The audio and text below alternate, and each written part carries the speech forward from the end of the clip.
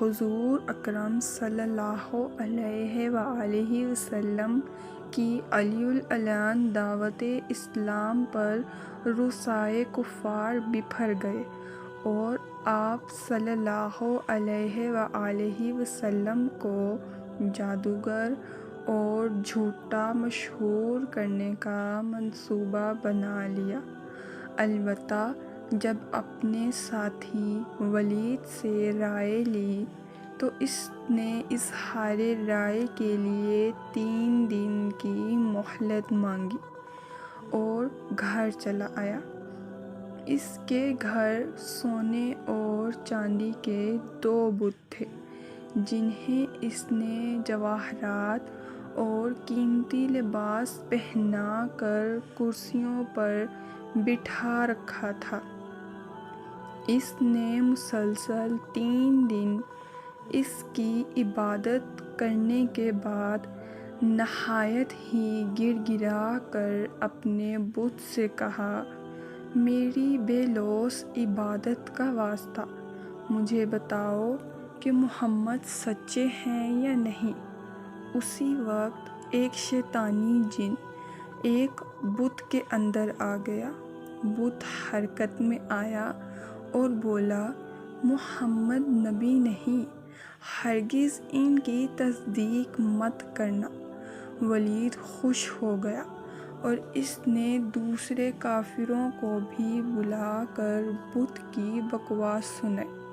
پھر ان بدبختوں نے بڑے مجمع کا اہتمام کر کے سرکار دو عالم صلی اللہ علیہ وآلہ وسلم کو بھی بلوایا۔ اپنے بت کو مختلف رنگوں کا لباس پہنایا۔ آپ صلی اللہ علیہ وآلہ وسلم حضرت ابن مسعود رضی اللہ کو ساتھ لے کر تشریف لائے۔ کفار نے بت کو سجدہ کیا۔ پھر ولید نے بت سے کہا، میرے معبود، تو محمد کے بارے میں اظہار خیال کر۔ بت نے آپ صلی اللہ علیہ وآلہ وسلم کے بارے میں نازیبا باتیں کی۔ آپ وہاں سے اٹھ کر تشریف لے گئے۔ راستے میں سبز لباس میں ملبوس ایک سوار ملا۔ اس کے ہاتھ میں ننگی تلوار تھی جس سے خون ٹپک رہا تھا۔ سوار گھوڑے سے اترا اور نہایت ادب سے سلام کیا اور بتایا، میرا نام محین بن ابہر ہے، کوہ طور پر میرا گھر ہے۔ میں نے حضرت نوح علیہ السلام کے زمانے میں اسلام قبول کیا تھا۔ میں سفر میں تھا، وطن واپسی ہوئی تو گھر پہنچنے پر زوجہ نے روتے ہوئے بتایا کہ مسفر نامی جن نے آپ صلی اللہ علیہ وآلہ وسلم کی گستاخی کی ہے۔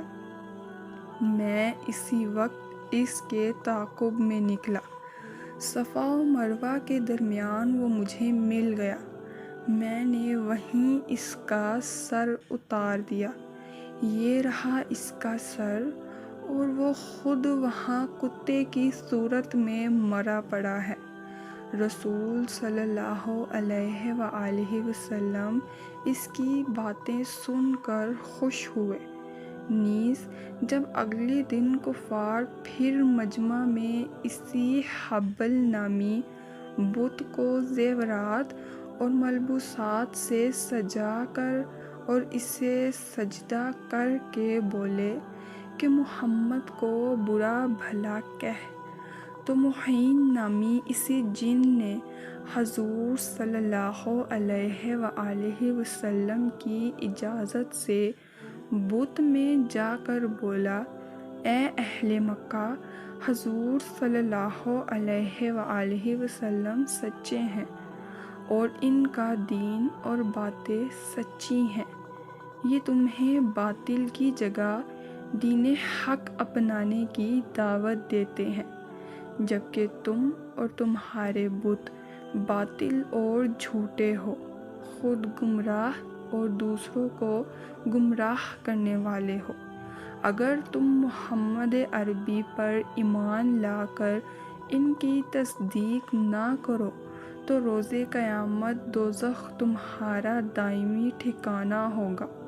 لہٰذا حضرت محمد صلی اللہ علیہ وآلہ وسلم پر ایمان لے آؤ، جو اللہ کے رسول اور خلق خدا میں سب سے افضل ہیں۔